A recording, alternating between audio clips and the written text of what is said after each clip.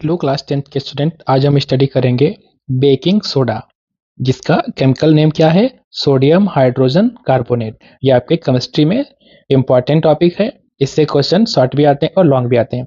तो baking soda, इसका chemical formula क्या होता है? NaHCO3। क्या होता है? NaHCO3 होता है। और इसका रासायनिक नाम क्या है? सोडियम हाइड्रोजन कार्बोनेट है। इसका उपयोग क्या होता है? जैसा कि इसका नाम आपको पता है, बेकिंग सोडा। बेकिंग मतलब पकाने में, पकाने के काम आने वाला सोडा। तो इसका एक काम क्या है? खाना शीघ्र पकाने में, यानी हम इसकी मदद से खाने को जल्दी पका सकते हैं। और दूसरा क्या उपयोग होता है? दूध फटने से बचाने के लिए, बचाने में, यानी बेकिंग सोडा से हम दूध को फटने से बचा सकते हैं। और और सबसे अच्छा क्या लगता है आपको? स्वादिष्ट खस्ते पकौड़े तो अच्छे लगते हैं ना। ये स्वादिष्ट जो खस्ते बनाए जाते हैं, ये इसी बेकिंग सोडा या खाने वाले सोडे से बनाए जाते हैं। इस प्रकार हमने क्या देखा? हमने देखा कि जो बेकिंग सोडा है, इसे खाने वाला सोडा भी कह सकते हैं, और ये ज़्यादातर हमारे किचन में काम आता है।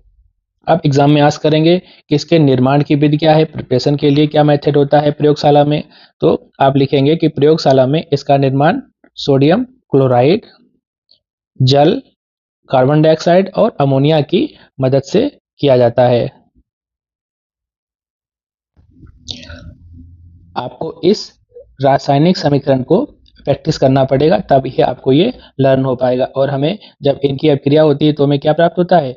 NH4Cl, अमोनियम क्लोराइड और NaHCO3, जिसे हम जानते हैं बेकिंग सोडा कहा जाता है। तो इस इक्वेशन को आप 3 से 4 बार लिख लेंगे तो ये आपको जरूर याद हो जाएगा।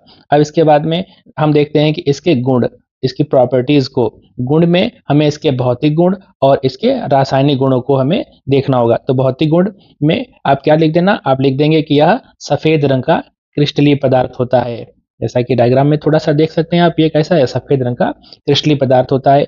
और यह जल में कम घुलने वाला है, मतलब ये पूरे तरीके से जल में नहीं घुलेगा, ऐसा नहीं घुलेगा कि ये दिखाई ही ना दे। अब रासायनिक गुण देख लेते हैं। बहुत बार एग्जाम में आस्क किया गया है कि क्या होगा अगर सोडियम हाइड्रोजन कार्बोनेट को अगर हम गर्म कर दें, यानी ऊष्मा का प्रभाव पड़े तो क्या होगा? तो क्या होगा भाई? तो ये सोडियम कार्बोनेट जल और कार्बन डाइऑक्साइड में अपघटित हो जाता है। आप इस समीकरण को देख लीजिए। 2NaHCO3, जब इसे 100 डिग्री पर गर्म किया तो हमें Na2CO3H2O और CO2 हमें प्राप्त होता है। इस समीकरण को भी आप प्रैक्टिस कर लेना। अगला देखते हैं अम्लों से अपक्रिया। अगर हम सोडियम हाइड्रोजन कार्बोनेट को अम्ल से, यानी यहाँ पर हम HCl हाइड्रोक्लोरिक अम्ल से अपक्रिया कराते हैं तो हमें सोडियम क्लोराइड, जल और कार्बन डाइऑक्साइड प्राप्त होता है। अब हम देखते हैं कि बेकिंग सोडा के उपयोग क्या है। जैसा कि हमने स्टार्टिंग में देखा था, एक बार और देखते हैं। तो क्या आप लिख देना एग्जाम में इसके उपयोग में? आप लिख देना कि ये केक बनाने के काम आता है।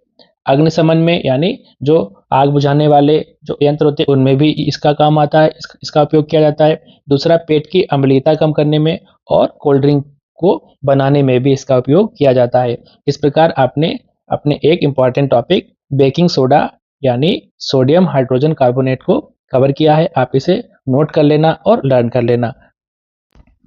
अब हम स्टडी करते हैं अपने नेक्स्ट कंपाउंड को। नेक्स्ट कंपाउंड है आपका ब्लीचिंग पाउडर। क्या कंपाउंड है आपका? ब्लीचिंग पाउडर, जिसे हम विरंजक चूर्ण भी कहते हैं।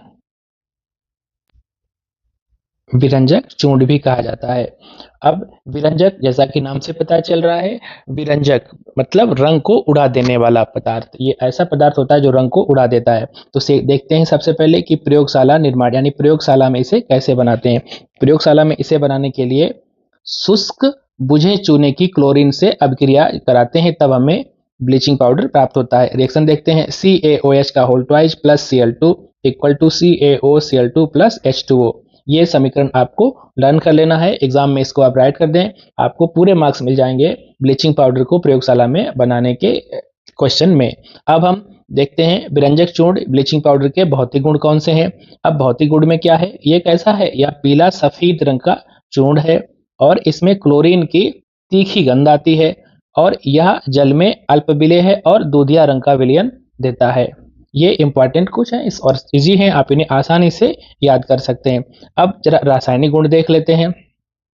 विरंजक चूर्ण को अगर हम जल के साथ में गर्म करते हैं, जब विरंजक चूर्ण को जल के साथ में गर्म करते हैं तो हमें क्या प्राप्त होता है, देखते हैं। CaOCl2 विरंजक चूर्ण प्लस H2O और हमने गर्म किया तो हमें CaOH का होल ट्वाइस और क्लोरीन गैस मुक्त होती हुई इसमें प्राप्त होती है। इस प्रकार आपने देखा कि रासायनिक गुण में विरंजक चूर्ण को जल से गर्म करने पर हमें CaOH का होल ट्वाइस प्लस क्लोरीन प्राप्त होती है। अब तनु अम्ल से अपक्रिया करने पर क्या होगा ये देख लेते हैं। अगर विरंजक चूर्ण को H2SO4 जो कि अम्ल है इसके साथ में गर्म करते हैं तो CaSO4 कैल्शियम सल्फेट H2O और हमें क्लोरीन प्राप्त हो जाती है। अब यहाँ पर एक बात और ध्यान रखना, विरंजन गुण ब्लीचिंग प्रॉपर्टी, जैसा कि अभी हमने पढ़ा था कि जब रंगीन पदार्थ में जब विरंजक चूर्ण से प्राप्त नवजात ऑक्सीजन अपक्रिया करती है तो वो कैसा हो जाता है, तो वो रंगहीन हो जाता है। इस प्रकार आपने इसके महत्वपूर्ण रासायनिक गुणों को देख लिया। अब इसके प्रमुख उपयोग क्या है, तो ध्यान रखना है आपको, इसके प्रमुख उपयोग क्या है, विरंजन करना यानी रंग उड़ाने के काम आता है ये, और जीवाणु को हटाने के लिए यानी जल को शुद्ध करने में इसका उपयोग किया जाता है, और इससे क्लोरोफॉर्म भी बनाया जाता है। इस प्रकार आपने विरंजक चूर्ण को भी स्टडी कर लिया है। अब हम विरंजक चूर्ण की कुछ अन्य रासायनिक गुणों को देख लेते हैं ताकि आपको विरंजक चूर्ण से आया हुआ कोई भी क्वेश्चन एग्जाम में करने में कोई कठिनाई ना हो। तो देखते हैं भाई, ऊष्मा का प्रभाव, यानी क्या होता है, जब हम विरंजक चूर्ण को गर्म करते हैं तो हमें कैल्शियम क्लोराइड और ऑक्सीजन प्राप्त होती है। समीकरण देखते हैं, 2CaOCl2 equal to 2CaCl2 plus oxygen. इसी प्रकार हम दूसरा देखते हैं, कार्बन डाइऑक्साइड से अपक्रिया, जब हम विरंजक चूर्ण CaOCl2 की अपक्रिया कार्बन डाइऑक्साइड से कराते हैं तो हमें CaOCO3 प्लस क्लोरीन गैस प्राप्त होती है, जिसे हम प्राप्य क्लोरीन भी कहते हैं।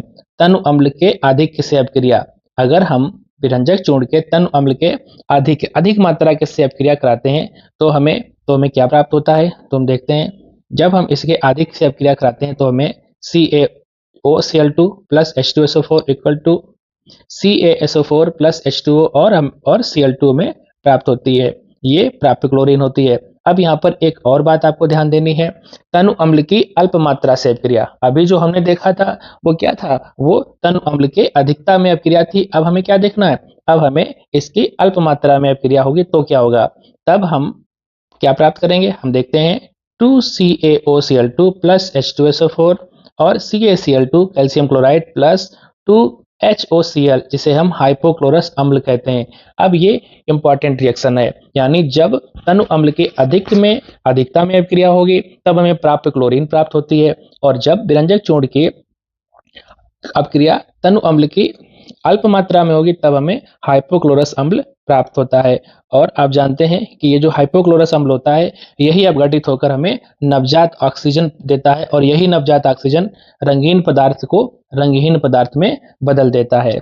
इस प्रकार आपने इंपॉर्टेंट चीज को देख लिया। यहाँ पर एक रिएक्शन और है जिसे आप देखकर स्टडी कर सकते हैं कि CaOCl2 H2HCl ये तनु अम्ल की अल्प मात्रा है और हमें क्या प्राप्त हुआ, CaCl2 प्लस 2HOCl यानी हाइपोक्लोरस अम्ल और कैल्शियम क्लोराइड प्राप्त होता है। अब इसके साथ में एक बार फिर हम उपयोग देख लेते हैं ब्लीचिंग पाउडर के। ब्लीचिंग पाउडर का उपयोग कहाँ करते हैं, वस्त्र उद्योग में करते हैं, कागज फैक्ट्री में करते हैं, क्लोरोफॉर्म बनाने में करते हैं और जल को शुद्ध करने में करते हैं। ये आप उपयोग भी याद कर लेना। इस प्रकार आपने ब्लीचिंग पाउडर, विरंजक चूर्ण और बेकिंग पाउडर को अच्छे से कवर कर लिया है। उम्मीद है कि इसे आप बार बार रिवाइज कर लेंगे, इसके नोट्स ना लेना, एग्जाम में इससे आया हुआ कोई भी क्वेश्चन आपका रॉन्ग नहीं होगा। ऐसे ही और इंपॉर्टेंट टॉपिक्स को रिवाइज करने के लिए और कवर करने के लिए जुड़े रहिए अपने चैनल टारगेट बोर्ड एग्जाम से।